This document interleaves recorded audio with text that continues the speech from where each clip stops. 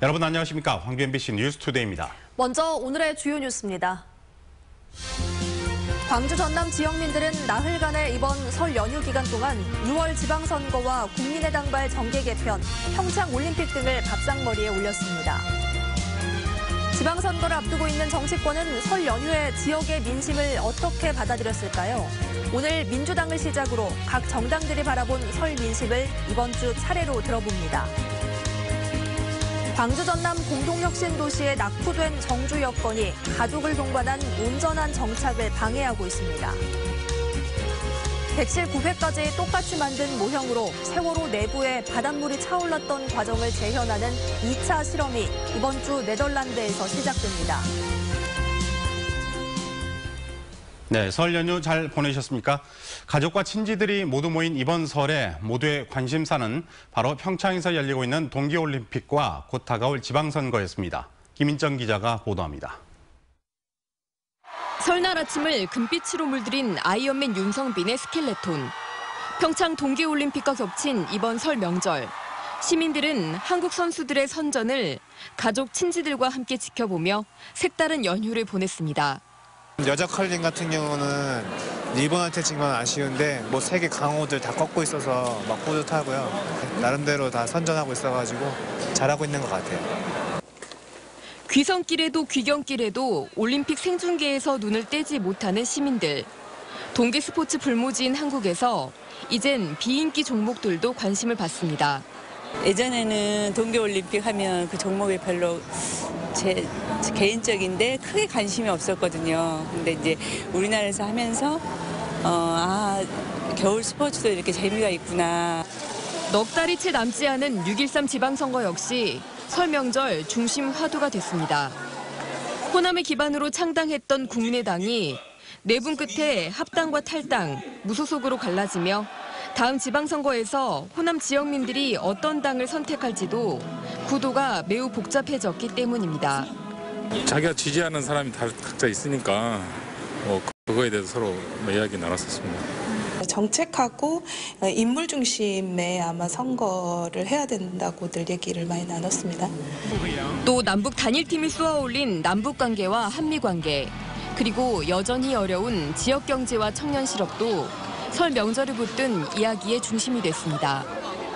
MBC 뉴스 김인정입니다. 시민사회 원로들을 포함한 민주화운동 가족들이 설을 맞아 YMCA 무진관에 모여 합동세배를 했습니다. 이 자리에는 윤장현 광주시장과 장희국 광주시 교육감, 올해 6.13 지방선거에 출마 예정인 각 당의 정치인들이 참여했고, 참석자들은 5.18 정신의 헌법 전문 수록과 촛불 정신이 기반이 된 개헌, 한반도 평화 등을 기원했습니다. 청탁금지법 개정의 영향으로 이번 설 명절 한우와 굴비 상품 판매가 늘어난 것으로 나타났습니다. 롯데백화점 광주점에 따르면 이번 설 명절 선물 세트 판매 실적은 지난해 비해 11.2% 신장했습니다. 품목별로는 축산이 53.5%, 강공 생필품 44.4%가 증가했는데 특히 한우와 굴비를 중심으로 10만 원 이하 선물 세트 매출 구성비가 43.5%로 지난해 비해 24% 신장한 것으로 나타났습니다. 다시 일상으로 돌아온 오늘은 절기 우수입니다. 얼었던 강물이 녹는다는 절기답게 기온이 한층 더 오르겠는데요. 오늘 광주의 아침 기온 0도로 어제보다 2도가량 높게 출발하면서 크게 춥지 않고요. 한낮에도 11도까지 올라 평년 기온 웃돌면서 온화하겠습니다. 다만 아침과 낮의 기온차가 큰 만큼 감기 걸리지 않도록 건강관리 잘 해주셔야겠습니다. 대기는 메말라가고 있는데요. 현재 광주와 전남 대부분 지역에는 건조특보가 내려져 있습니다. 당분간은 도움이 될 만한 비 소식이 없어서 대기 계속 건조할 것으로 보이니까 불씨 관리 잘 해주셔야겠습니다. 우리 지역 오늘 구름이 좀 많이 낄 것으로 보입니다. 대체로 공기질은 무난하겠지만 대기가 정체되면서 오전과 밤에는 미세먼지 농도가 다소 높아질 가능성이 있겠습니다. 현재 기온 광주가 3.1도까지 올라 있고요. 낮 기온은 장성이 10도, 담양 11도, 화수는 12도까지 오르겠습니다. 목포가 9도, 장흥 13도로 어제보다는 2도에서 3도가량 높은 기온 보이겠고요. 곡성과 보성이 12도, 광양은 11도까지 오르겠습니다. 날씨였습니다. 설 연휴가 끝나고 다시 일상이 시작됐습니다. 혁신도시 이전 기관들 직원 역시 가족과 이별하고 나주로 돌아오면서 아쉬움이 가득할 텐데요. 오늘부터 시작되는 나홀로 생활이 하루빨리 끝나길 바라지만 가족을 데려오긴 쉽지 않아 보입니다. 보도에 정용욱 기자입니다. 전국 10개 혁신도시 공공기관 직원이나 주민 등 2천여 명에게 정주 여건 만족도가 100점 만점에 몇 점이나 되냐고 물어봤습니다. 광주 전남 빛가람 혁신도시의 경우 48.9점으로 충북에 이어 가장 낮은 수준인 9위를 기록했습니다. 여가 문화시설은 물론 학교나 종합병원, 대중교통수단이 부족한 탓에 정주 여건이 열악하다 보니 후한 점수를 얻지 못하고 있는 겁니다. 계속 금요일에는 서울로 올라갔다가 일요일날 이제 다시 나주로 내려와야 되는 상황이 반복되다 보니까 매주 이렇게 이동 시간이 길다 보니까 아무래도 주말이 많이 부족한 편이고요. 낙후된 정주 여건은 가족을 동반한 온전한 정착을 방해하고 있습니다. 지난해 6월까지 빛가람 혁신도시로 이전한 16개 공공기관 임직원 6,300여 명 가운데 가족과 떨어진 나홀로 이주는 2,600여 명으로 42.5%에 달했습니다. 전국 10개 혁신도시 가운데 경남에 이어 전국에서 두 번째로 높습니다. 혁신도시의 활력을 불어넣겠다며 혁신도시 시즌2를 추진하고 있는 정부가 우선 해결해야 할 숙제가 바로 이겁니다. 혁신도시로 오고 싶어 하는 사람들은 의료나 문화시설이 안 돼 있기 때문에 안 오기 때문에 그 악순환 속에서 지금 이게 이 과도기적인 현상이거든요. 주말만 되면 나주 혁신도시를 떠나는 경우가 계속되는 한 2020년까지 인구 5만 명의 명품 자립도시 건설은 장담하기 어려운 상태입니다. MBC 뉴스 정용욱입니다. 광주시 교육청이 올해부터 중고등학교에서 일제식 수행평가를 금지합니다. 이는 주로 서술형 평가로 이루어진 일제식 수행평가가 학생들에게 부담을 주고 객관성과 공정성 확보에 어려움이 있다는 학교 현장의 의견에 따른 겁니다. 이에 따라 올해부터 일선 중고교에서는 학생 서술형 평가는 반별, 수업별로 시행될 계획입니다. 시교육청은 또 박근혜 정부에서 교육 중립성을 확보한다는 이유로 실시했던 계기교육 지침도 폐지한다고 덧붙였습니다. 광주지방경찰청은 미성년자를 고용해 성매매를 알선한 혐의로 업주 A씨를 구속하고 19살 종업원을 불구속 입건했습니다. 이 업주는 지난해 광주 상무지구의 한 오피스텔을 빌려 가출 청소년을 고용한 뒤 400여 회 성매매를 알선해 3,500만 원의 부당이득을 챙긴 혐의입니다. 경찰은 업주를 조사해 성매매를 한 남성들에 대해서도 수사할 계획입니다. 여전히 확인되지 않은 세월호의 침몰 원인을 찾기 위한 조사가 계속되고 있습니다. 이번 주 네덜란드에서는 객실 구획까지 똑같이 만든 모형으로 세월호 내부에 바닷물이 차올랐던 과정을 재현하는 2차 실험이 시작됩니다. 김진선 기자입니다. 세월호 2차 침수 실험에서 사용하게 될 모형 배입니다. 세월호를 실제 크기의 30분의 1로 축소시킨 것으로 외관도 색깔도 똑같이 만들어졌습니다. 특히 객실 격벽까지 나누고 문이 열려있던 부분은 개방해 침몰 당시 선내에 바닷물이 들어왔던 상황을 모두 재현해보기로 했습니다. 왜 그렇게 침수가 됐나? 물이 어디로 들어가서 왜 이렇게 빨리 침몰했나? 이거죠. 빨리 침몰함으로써 구조가 안 된 것이죠. 지난달부터 네덜란드 해양연구소 마린에서 원인 규명 실험을 하고 있는 세월호 선체조사위원회는 크게 두 가지에 집중하고 있습니다. 세월호가 변침할 때 빠르게 기울어진 원인을 찾기 위해 화물량과 무게중심 등을 바꿔가며 200차례 이상 반복된 1차 항주 실험. 오늘부터 일주일 동안 진행될 2차 실험에서는 배가 기운 이후 급격한 침수가 이루어진 원인을 찾습니다. 시뮬레이션하고 그 침수 그리고 그 이후에 지금 3일 하나가 더 잡혀 있는데 모형항주 실험 이 세 가지를 동시에 이번에 진행하니까 그 모든 과정을 좀 지켜볼 예정입니다.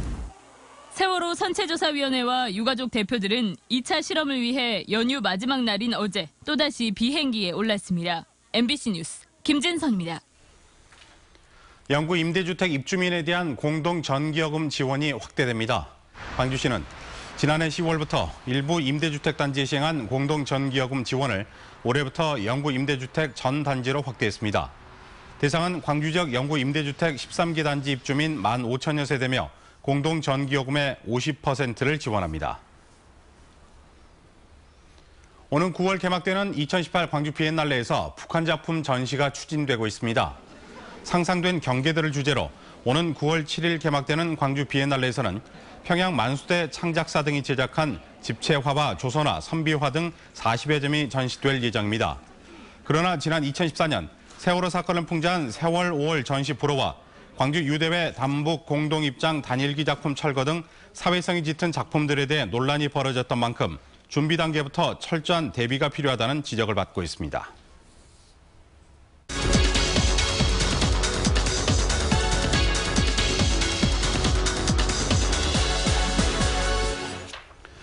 지방선거를 앞두고 있는 정치권은 설 연휴에 지역의 민심을 어떻게 받아들였을까요? 각 정당의 관계자들에게 차례대로 들어보겠습니다. 네, 오늘은 먼저 더불어민주당의 이계호 의원이 나와 있습니다. 어서 오세요. 네, 반갑습니다. 이계호입니다. 네, 이번 설 연휴 기간에 예, 이곳저곳 이렇게 민심을 많이 살펴봤을 것 같은데 설 연휴에 어떻게 보내셨습니까?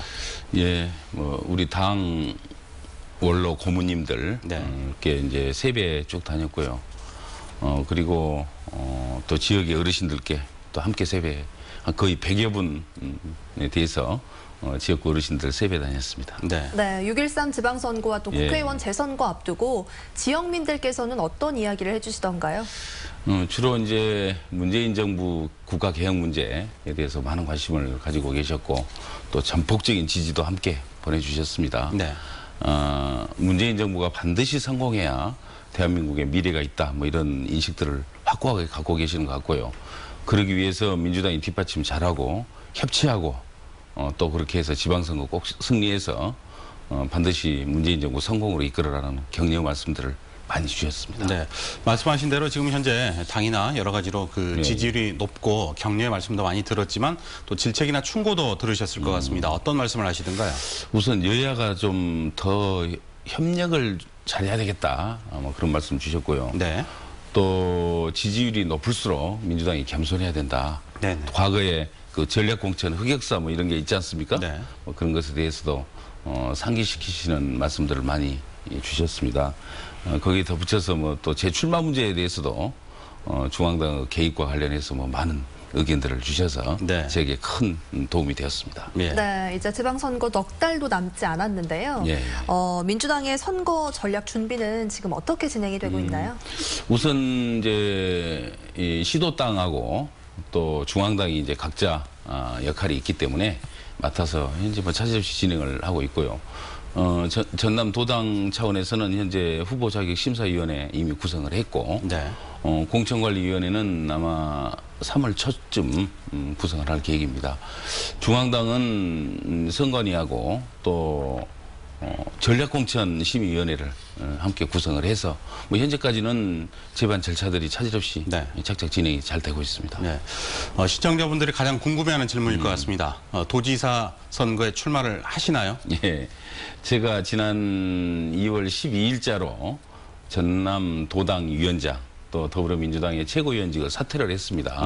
뭐 이 자리에서 처음 말씀을 드립니다만은 사퇴를 하기 이전에 중앙당하고 충분히 상의를 했고 또 중앙당이 그 사퇴를 받아들였습니다. 그건 사실상 제가 전남도지사 출마 선언을 한 거나 진배 없지 않느냐 이렇게 말씀을 드릴 수가 있겠습니다. 공식적으로 방송에서는 처음으로 직접적으로 출마를 선언했다고 저희가 받아들여도 될 것 같습니다. 사실상 출마하지 않으면 왜 제가 전남도당 위원장과 최고위원직을 사퇴를 했겠습니다. 그렇게 이해해 주시면 되겠습니다. 앞으로 뭐 좋은 결과를 기대를 해보도록 하겠습니다. 오늘 나와주셔서 고맙습니다. 감사합니다.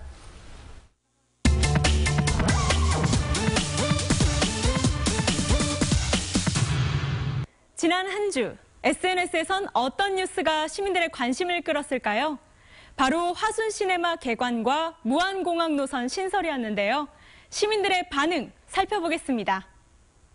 지난주 화순에 37년 만에 영화관이 문을 열었다는 소식 전해드렸는데요. 3,000개가 넘는 댓글이 달릴 정도로 많은 관심을 받았습니다. 지역과 관련된 뉴스다 보니 화순 출신의 친구나 지인을 태그한 경우가 많았습니다. 축하한다, 친구야. 야, 좋겠다. 조금은 장난기 섞인 축하 인사를 건네기도 하고 작은 영화관 가자. 할머니 집 가서 혼영해야겠다. 나 이제부터 문화인 될래요. 이렇게 개관을 환영하며 이용 의사를 보이기도 했습니다. 장성은?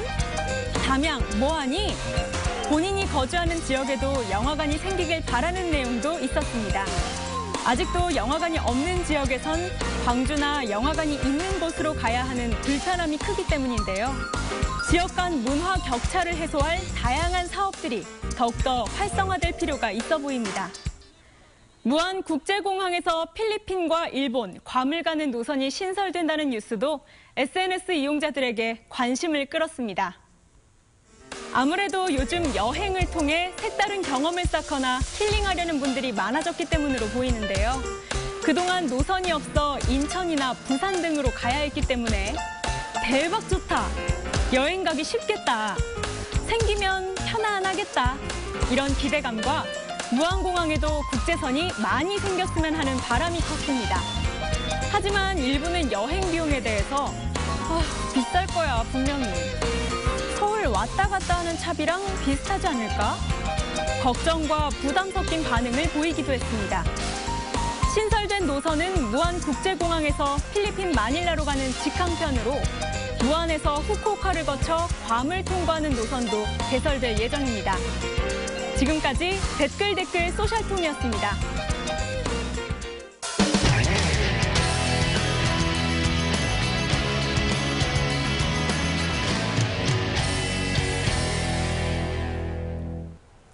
이번 평창 동계올림픽에는 숨은 일꾼들이 있습니다.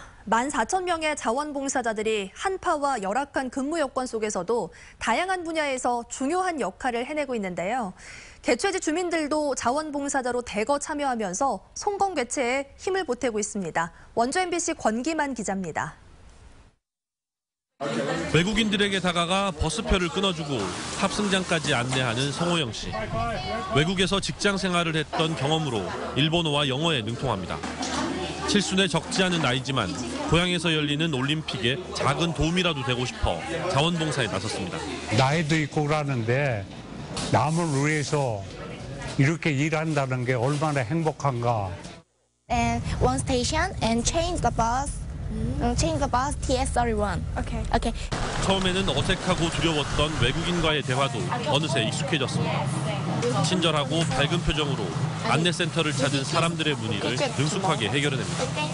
올해 고등학생이 되는 인정양도 방학을 맞아 고향에서 올림픽 자원봉사에 나섰습니다. 그래도 우리나라에서 하는 거니까 최대한 도움 많이 됐으면 좋겠다는 생각으로 해야 될 것 같아요. 마을 이장을 맡고 있는 조순규 씨는 누구보다 평창을 잘 알고 있습니다. 진부역에서 평창을 찾은 관광객들에게 경기장 주변 주요 관광지와 먹거리, 즐길 거리를 안내합니다.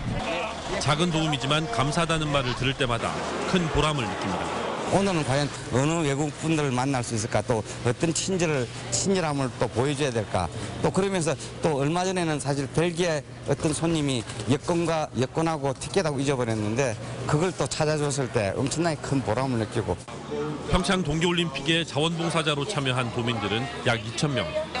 전 세계에서 강원도를 찾은 사람들에게 좋은 추억을 남겨주기 위해 설 연휴에도 바쁘게 움직이고 있습니다. MBC 뉴스 권기만입니다. 새학기를 앞두고 보건당국이 학교 식수에 대한 수질 검사를 진행합니다. 전라남도 보건환경연구원은 오늘부터 다음 달 23일까지 도내 초중고등학교에서 사용하는 지하수와 정수기에서 시료를 채취해 세균과 탁도 등을 분석하고 기준을 초과할 경우 사용 중지 등의 조치를 내릴 예정입니다. 한편 지난해에는 전체 검사 대상 4,700여 건 가운데 0.9%에 해당하는 42건이 수질 기준을 초과했습니다. 전남의 어가소득 향상을 위해 어선어업 생산기반시설 사업에 191억 원이 지원됩니다. 사업 내용을 보면 소형 어선 인양기 설치 사업에 45억 원, 부잔교 시설 등 항만 보조시설 지원 사업에 78억 원 등입니다. 전남도는 지금까지 목포 등 16개 시군에 1,400억 원을 들여 인양기와 친환경 에너지 절감 장비 등을 보급했습니다. 장성의 쌀이 러시아로 추가 수출됐습니다. 장성군은 지난해 10월 1차 분량 18톤에 이어 최근 러시아로 쌀 18톤을 추가 수출했다고 밝혔습니다. 장성군은 지난 2015년 호주에 샘플용 쌀을 수출한 것을 시작으로 2016년에는 미국과 러시아에 약 40톤의 쌀을 수출했었습니다.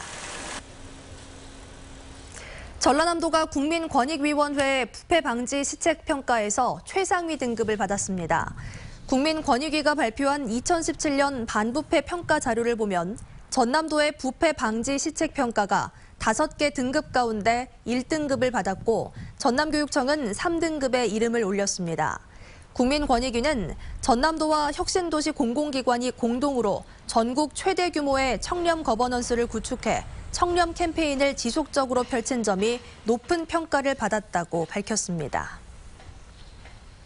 전라선 옛 기찻길이 시민 여가를 위한 공원으로 새롭게 조성됐습니다.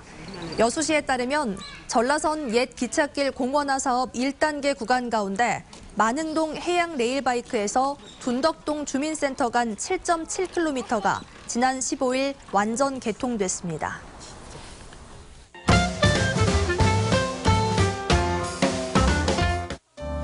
청년 문제에 대해서 직접 정책을 제안하고 의견을 수렴하는 광주시 청년위원회 위원을 모집합니다. 대상자는 광주시에 거주하는 만 19세에서 39세 청년이고요. 모집 인원은 총 50여 명입니다. 선정된 청년위원은 국내외 청년단체와 교류 협력하는 등 다양한 활동을 하게 됩니다. 야구 경기 내용을 직접 기록해보는 기록강습회가 3월 17일부터 열립니다. 야구에 관심 있는 사람이라면 누구나 신청할 수 있고요. 신청자에게는 교재와 기록지가 제공됩니다. 총 6회 이상 현장 기록에 참여한 수료자는 생활체육과 학생야구 현장 기록원으로 활동할 수 있게 됩니다. 한국 전통문화를 오감으로 배우며 즐길 수 있는 프로그램 풍류놀이가 시작됩니다.